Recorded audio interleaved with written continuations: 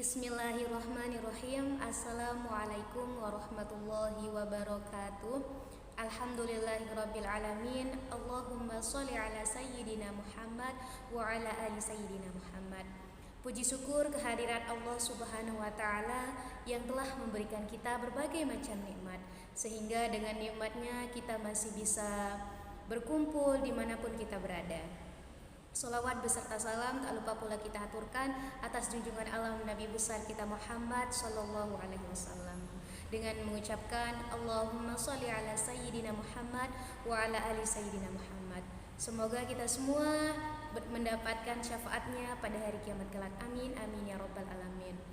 Baik, kami dari kelompok 4 mata kuliah manajemen dan supervisi pendidikan pada hari ini akan mempresentasikan materi tentang supervisi akademik.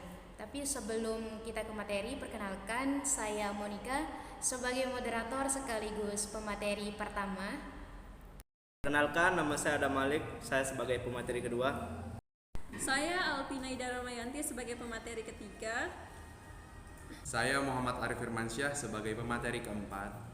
Saya Ika Wulandari sebagai pemateri terakhir. Baik, pada hari ini kita akan membahas tentang supervisi akademik. Ada 4 submateri yang akan kita bahas di dalam supervisi akademik ini. Yang pertama tentunya pengertian dari supervisi akademik itu seperti apa. Yang kedua, tujuan dan fungsi dari supervisi akademik. Yang ketiga, dari prinsip supervisi. Dan yang terakhir itu adalah langkah-langkah dari supervisi. Langsung saja saya sebagai pemateri pertama akan menjelaskan tentang pengertian dari supervisi akademik itu sendiri. Menurut Pisker dan kawan-kawannya itu mendefinisikan supervisi akademik itu adalah suatu proses pengawasan yang dilakukan oleh seseorang atau yang dilakukan oleh supervisor kepada tenaga pendidik untuk menguatkan dan meningkatkan kualitas pembelajaran di sekolah sehingga dapat berkontribusi untuk meningkatkan kualitas proses belajar peserta didik. Jadi dapat kita simpulkan bahwa supervisi akademik itu adalah upaya supervisor untuk membantu guru mengembangkan kemampuannya mencapai tujuan dari proses pembelajaran itu sendiri. Selanjutnya materi kedua tentang tujuan dari supervisi akademik akan dijelaskan oleh pemateri kedua. Kepadanya disilakan. Saya akan menjelaskan tentang tujuan supervisi akademik. Kemendiknas 2007 merumuskan 3 tujuan supervisi akademik. Supervisi akademik perlu dilaksanakan untuk 1. Membantu guru meningkatkan kemampuan profesionalnya yang mencakup pengetahuan akademik, pengelolaan kelas, keterampilan proses pembelajaran, dan dapat menggunakan semua kemampuannya ini untuk memberikan pengalaman belajar yang berkualitas bagi peserta didik. Yang kedua, memeriksa atau memastikan proses pembelajaran di sekolah berjalan sesuai ketentuan dan tujuan yang ditetapkan. Yang ketiga, mendorong guru meningkatkan kompetensinya melaksanakan tugas mengajarnya dengan lebih baik dengan menerapkan pengetahuan dan keterampilan dan memiliki perhatian yang sungguh-sungguh atau komitmen terhadap tugas dan tanggung jawab sebagai guru. Atau selain itu, melalui supervisi akademik, informasi mengenai kemampuan guru dalam mengelolaan kegiatan pembelajaran dapat diketahui sehingga program tidak lanjut untuk pengembangan profesionalisme guru yang bersangkutan dapat dirancang. Kemendiknas 2007. Baik, di sini saya akan melanjutkan materi selanjutnya mengenai prinsip-prinsip supervisi akademik. Akhir-akhir ini banyak literatur telah mengungkapkan teori supervisi akademik sebagai landasan bagi setiap perilaku supervisi akademik. Beberapa istilah seperti demokrasi, kerja kelompok, dan proses kelompok telah banyak dibahas dan dihubungkan dengan konsep supervisi akademik. Pembahasannya semata-mata untuk menunjukkan kepada kita bahwa perilaku supervisi akademik itu harus menjauhkan diri dari sifat otoriter, di mana supervisor sebagai atasan dan guru sebagai bawahan. Begitu pula dalam latar persekolahan, keseluruhan anggota atau guru harus aktif berpartisipasi, bahkan sebaiknya sebagai prakarsa dalam proses supervisi akademik, sedangkan supervisor merupakan bagian darinya. Semua ini merupakan prinsip-prinsip supervisi akademik modern yang harus direalisasikan pada setiap proses supervisi akademik di sekolah-sekolah. Nah, pada kesempatan ini kita bakalan membahas tentang prinsip-prinsip dari supervisi akademik. Nah, jadi ada beberapa macam dari prinsip-prinsip supervisi akademik. Yang pertama ada praktis, yang kedua ada sistematis, yang ketiga ada objektif, yang keempat ada realistis, yang kelima ada antisipatif, yang keenam ada konstruktif, dan yang terakhir atau yang ketujuh ada kooperatif. Jadi prinsip pertama yang bakalan kita bahas dalam supervisi akademik ini, yang pertama ada prinsip praktis. Kenapa sih dalam supervisi akademik itu harus ada yang namanya prinsip praktis? Jadi prinsip praktis di dalam supervisi akademik ini berarti kita akan bisa melakukan sesuatu atau mengerjakan sesuatu sesuai dengan kondisi di sekolahnya. Jadi itulah kenapa perlu dalam supervisi akademik itu ada prinsip praktis. Nah, prinsip kedua yang bakalan kita bahas yaitu sistematis. Kenapa sih dalam supervisi akademik itu harus ada yang namanya sistematis? Jadi dalam supervisi pendidikan itu sistematis artinya kita akan mudah mengembangkan sesuatu itu sesuai dengan perencanaan program supervisi yang matang dan sesuai dengan tujuan dari pembelajaran tersebut. Dan yang ketiga ada yang namanya objektif. Jadi dalam supervisi pendidikan ada yang namanya objektif. Objektif di sini artinya memasukkan sesuai dengan aspek-aspek instrumennya. Dan yang keempat ada yang namanya realistis. Realistis dalam supervisi akademik ini artinya harus berdasarkan sesuai dengan kenyataan yang sebenarnya.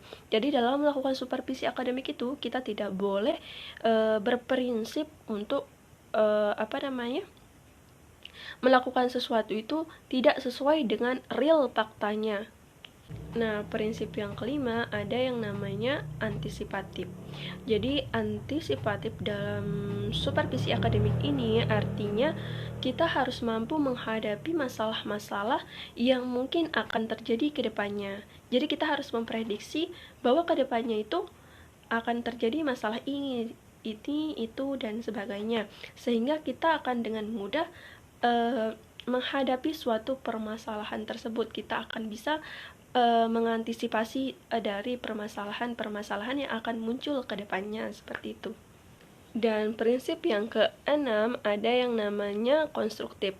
Konstruktif dalam supervisi akademik ini artinya kita harus bisa mengembangkan kreativitas dan inovasi guru dalam mengembangkan pembelajaran.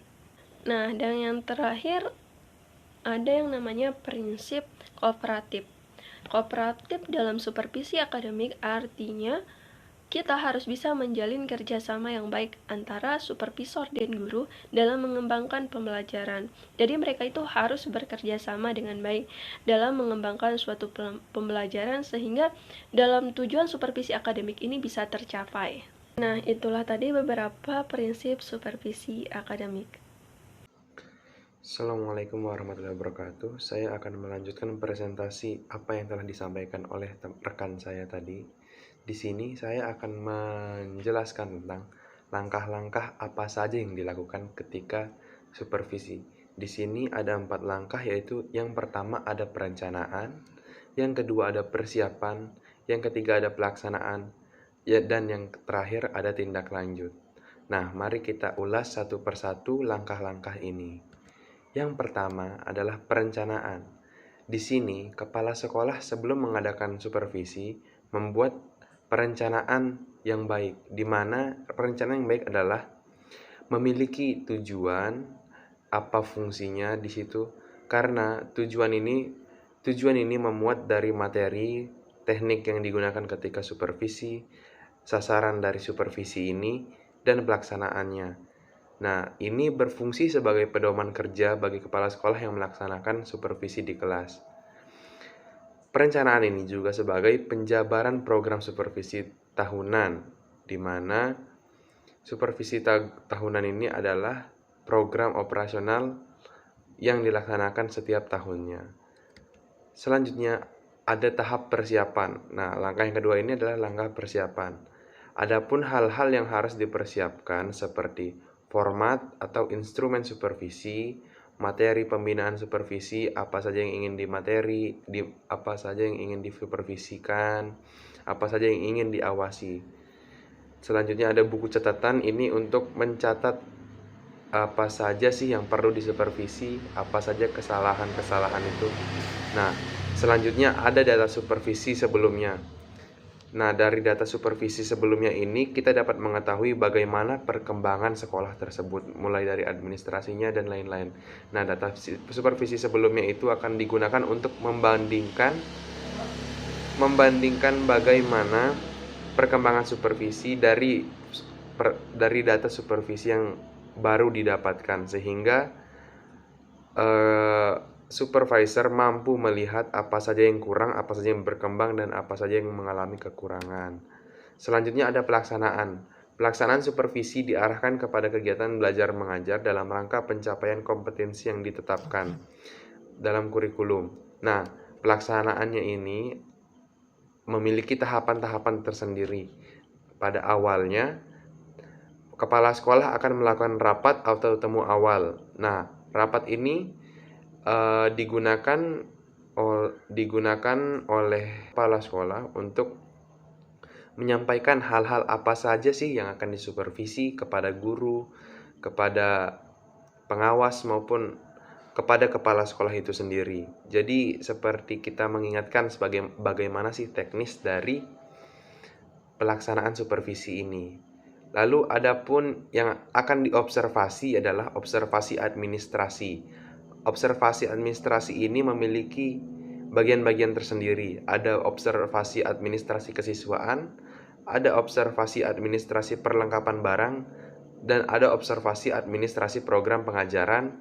Selanjutnya ada observasi administrasi keuangan dan lain-lain. Selanjutnya ada observasi PBM. Ada program-program tahunan, per semester, atau bulanan. Nah, ini disupervisi juga. Persiapan mengajar dan pelaksanaannya.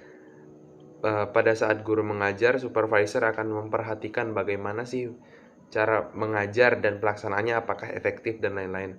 Adapun hasil belajar, prestasi siswa, program bimbingan konseling, program tindak lanjut, perbaikan dan pengayaan.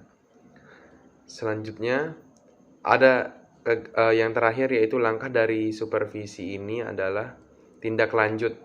Tindak lanjut ini adalah pembinaan dan perbaikan dari hasil temuan pada waktu melaksanakan supervisi. Dari kegiatan supervisi yang telah dilakukan tentunya ada hasil, di mana hasil-hasil ini akan ditindaklanjut dengan melakukan pembinaan dan perbaikan. Nah, hasil ini tentunya didapat dari kegiatan supervisi itu. Mungkin sekian dari saya. Wabillahi taufiq wal hidayah. Assalamualaikum warahmatullahi wabarakatuh. Saya kembalikan ke moderator. Bismillahirrahmanirrahim. Assalamualaikum warahmatullahi wabarakatuh. Saya sebagai pemateri terakhir akan membacakan materi saya. Tugas supervisor dari Haris 1975 adalah membantu guru dalam hal yang pertama, pengembangan kurikulum.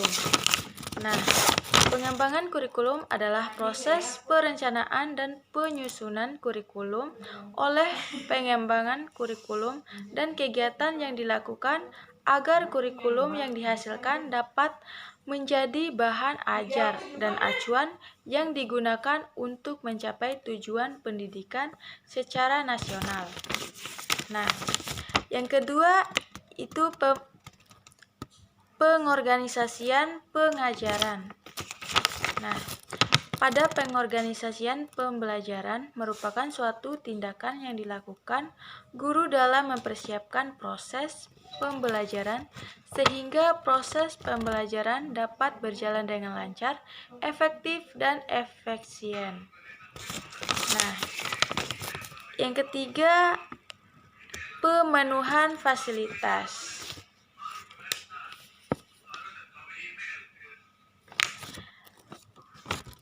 Yang keempat,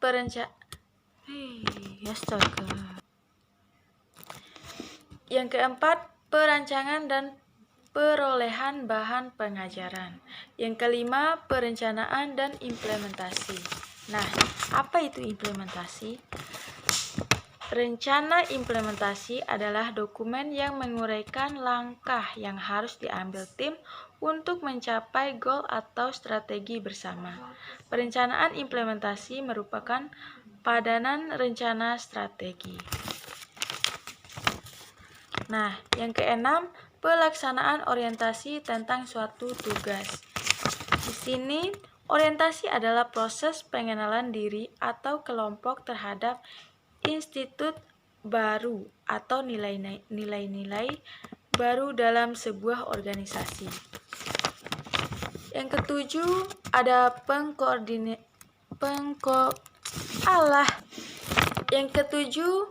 pengkondisian antara belajar mengajar dengan kegiatan lain.